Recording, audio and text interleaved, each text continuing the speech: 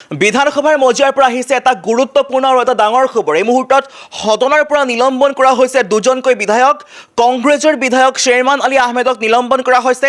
AIUDFৰ বিধায়ক আশৰাফুল হুছেইনকো নিলম্বন কৰা হৈছে। এই মুহূৰ্তত ডাঙৰ খবৰ বুলি কৈছোঁ, বিধানসভাৰ মজিয়াৰ পৰা নিলম্বন কৰা হৈছে দুজনকৈ বিধায়কক। কিন্তু কিয় নিলম্বন কৰা হ'ল এই মুহূৰ্তত ফুল প্লেটৰ সৈতে দেখুৱাবলৈ যত্ন কৰিম। আমাৰ সৈতে মন্তব্য আছে আশৰাফুল হুছেইনৰ, আমি মন্তব্যও দেখাম। কিন্তু তাৰ প্ৰাক মুহূৰ্তত জনাই ল'ব বিচাৰিছোঁ যে বিধানসভাৰ মজিয়াৰ পৰা দুজনকৈ বিধায়কক নিলম্বন কৰাৰ খবৰ আহি পৰিছে। বিধানসভাৰ সদনৰ পৰা নিলম্বন দুই বিধায়কক। কংগ্ৰেছ বিধায়ক শ্বেৰমান আলীক কৰা হৈছে নিলম্বন কৰা হৈছে AIUDFৰ বিধায়ক আশৰাফুল হুছেইনক। গুণগত শিক্ষাৰ হকে মাত মতাৰ বাবেই সদনৰ পৰা নিলম্বনৰ অভিযোগ আশৰাফুল হুছেইনৰ। আৰু শ্বেৰমান আলী আহমেদক নিলম্বন কৰাত প্ৰতিবাদ কৰিছিল আশৰাফুল হুছেইনে। এই কাৰ্যৰ প্ৰতিবাদ কৰাৰ বাবে আশৰাফুলক নিলম্বন অধ্যক্ষৰ। পুনৰবাৰ জনাইছোঁ, বিধানসভাৰ মজিয়াৰ পৰা দুজনকৈ বিধায়কক নিলম্বন কৰাৰ খবৰ আহি পৰিছে। কিয় নিলম্বন কৰা হৈছে সেই সন্দৰ্ভত আমি জনাই আছোঁ।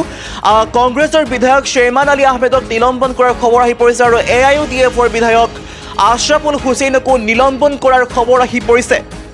গুণগত শিক্ষাৰ হকে মাত মতাৰ বাবে সদনৰ পৰা নিলম্বনৰ অভিযোগ আশৰাফুল হুছেইনৰ।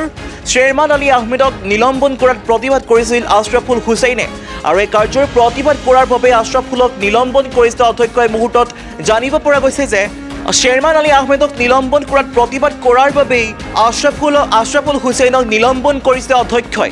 এই মুহূৰ্তত আশৰাফুল হুছেইনৰ মন্তব্য আছে, সেই মন্তব্য দেখুৱাই ল'বলৈ যত্ন কৰিম।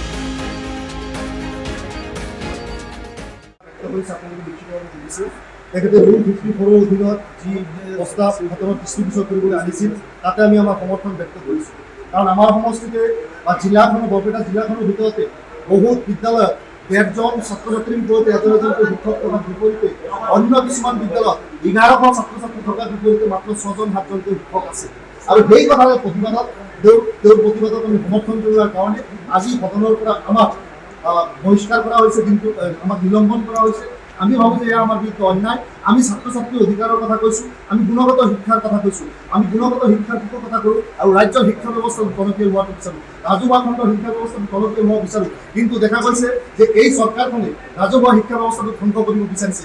যি সময়ত ব্যক্তিগত খণ্ডৰ শিক্ষানুষ্ঠানসমূহত গৰীব দুখীত মানুহৰ সন্তানসকল পঢ়াটো সম্ভৱ নহয়, এই সময়ত আমি সদায় আৰু সৰ্বদা এই সদনৰ মধ্যে আপোনালোকে দেখিছে যে আমি ৰাজহুৱা শিক্ষা ব্যৱস্থাটো ধৰি ৰখাৰ স্বাৰ্থত টনকিয়াল কৰাৰ স্বাৰ্থত সদায় যুঁজ দি আহিছোঁ। আৰু এই যুঁজ সম্ভৱতঃ চৰকাৰৰ হজম হোৱা নাই, যাৰ কাৰণে আমি প্ৰতিবাদ কৰোঁ। আমাৰ প্ৰতিবাদক ভ্ৰমণ কৰাৰ নিমিত্তে আজি আমাক ইয়াৰ পৰা সদনৰ পৰা নিলম্বন কৰা হয়।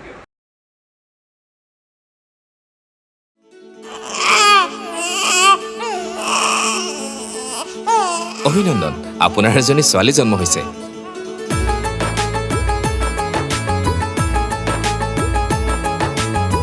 লাহি পাহি এজনী পৰি আহিলে ঘৰখন উজলি।